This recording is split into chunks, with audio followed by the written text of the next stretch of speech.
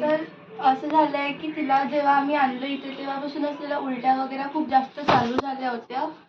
तर मग आम्हाला कळत नाही होतं की काय करायचं. जर असे छोटे छोटे हॉस्पिटल्स बंद राहिले तर आम्ही नेहमी तर मोठ्या हॉस्पिटल्समध्ये नाही जाऊ शकत आणि आमच्याकडे पैसे पण तेवढे नाही असते की मम्मी पप्पाला हरवेळेस बोलवूया.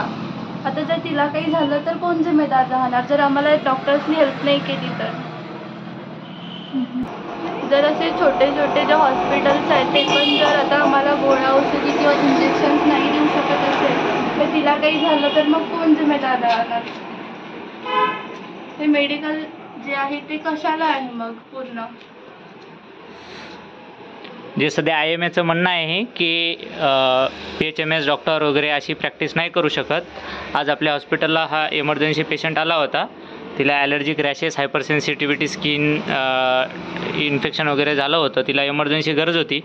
अशा वेळेस जर हॉस्पिटल या गोष्टीचं जे नॉलेज असूनसुद्धा आपण यूज करू शकत नसेल तर त्या मग गोष्टीचा काय फायदा. आणि तशा वेळेस मग एवढ्या छोट्या छोट्या कारणासाठी अशा पेशंटनी मोठ्याच हॉस्पिटलला जायचं का, किंवा मग आम्ही BHMS प्रॅक्टिस अशा वेळेस का नाही करू शकत, हे सरकारला प्रश्न आहे आमचा सर्वांचा आणि पेशंटतर्फे पण प्रश्न आहे.